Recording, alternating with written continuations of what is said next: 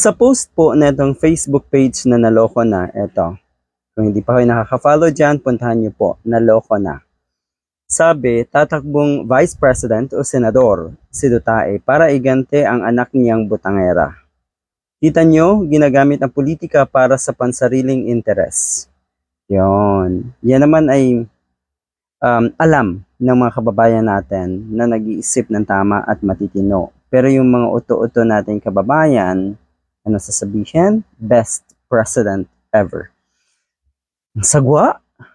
'Di ba? Yung sinasabi niyong best president, totoong kabaliktaran ang nangyayari ngayon. You see, kitang-kita na po ang totoong intensyon bakit nasa politika. Power. Okay? Para lahat ng gusto nila ay magawa nila. Para lahat ng gusto nilang gantihan, kuno, ay magagawa rin nila. Yun, tatakbo daw. Huwag daw siyang galitan dahil may posibilidad na pumasok uli sa politika etong aminado na mamamatay tao.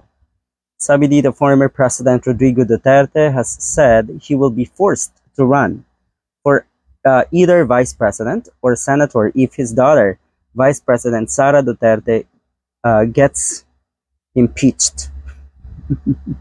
You see? Okay? So talagang pang-sariling kapakanan, pang-sariling interes, mula pa sa simula ang dahilan, kaya itong mga ito ay gustong manatili sa pwesto, gustong manatili sa power. Yon, napakaliwanag na po. Wala naman talagang malasakit yan sa mga kababayan natin. Ang totoo, yung mga katulad ni Duterte, ang parusa ng ating bansa, ang kalaban ng ating bayan at pasakit pa ng ating bayan. Alright? Malaki rin pong kahihiyan ang isang katulad ni Duterte para sa ating bansa. Totoo yan. Alam nyo ba, kapag ginawa nyo yan, babalik ako sa politika. Mapipilitan ako. It's either I run for senator or I will run for vice president. Maski matanda na ako. Okay. So ano kayang magagawa nung kanyang pagiging vice president at pagiging senador? Ano? Para meron naman kayong gantihan. Okay? Para meron kang, or kahit papano, may power ka para balikan yung mga gusto mong balikan dahil napigilan nila ang iyong mga gustong gawin.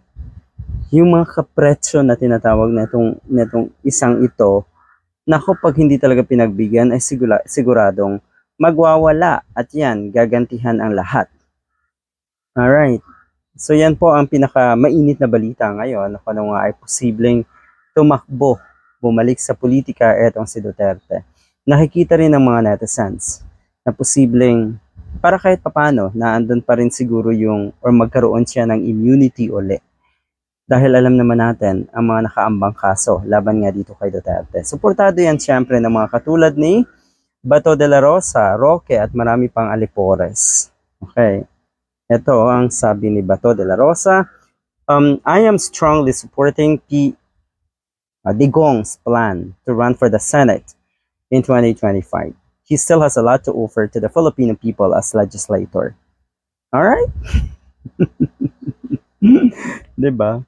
He still has a lot to offer. Yung mga katulad nyo, Senator Bato de la Rosa, you have never anything to offer. You have nothing at all to offer to the Filipino people. Actually, mga pasakit kayo sa ating lipunan, sa ating bansa. Tapos gusto mo, sumama pa itong aminadong mamamatay tao. Gusto mo sumama pa itong aminadong ginamit ang kanyang confidential funds para sa mga kabulastugan at kung ano man. Diba? Aminadong aminado. No wonder, magkakapareho kayo ng likaw ng bituka. The likes of Bato de la Rosa, Robin Padilla, sino pa? Etong si Harry Roque, at yun nga, syempre yung idolo nila na si Digong. When I became a congressman, I'd go to the mall. Naglalakad-lakad ako, tapos magdadadaldal. Wala namang kakwenta-kwenta kayo na, ano daw? Kayo, na diyan, uwi na ako. Alright. So, diba? Tapos sasabihin na naman yung mga ganitong salita ni Duterte ay hindi ko na maintindihan dahil nga Bisaya, iba ang ibig sabihin ng kanyang mga statement. Yan ang napakalaking ebidensya, napakalaking patunay kung gaano kayo kasinungaling, kung gaano nyo lantarang utuin at lukuhin ang mga kababayan natin. Okay? Alright, anyway, abangan natin ang mga susunod na kabanata. Pero yun nga, bistadong-bistado na ang mga katulad ni Bato, ni Harry Roque, kung paanong kahit alam naman nila ang totoo tungkol kay Digong, ay naandyan pa rin sila at humihimod pa rin. Diba? Ang saklap, ang sagwa ng buhay niyo.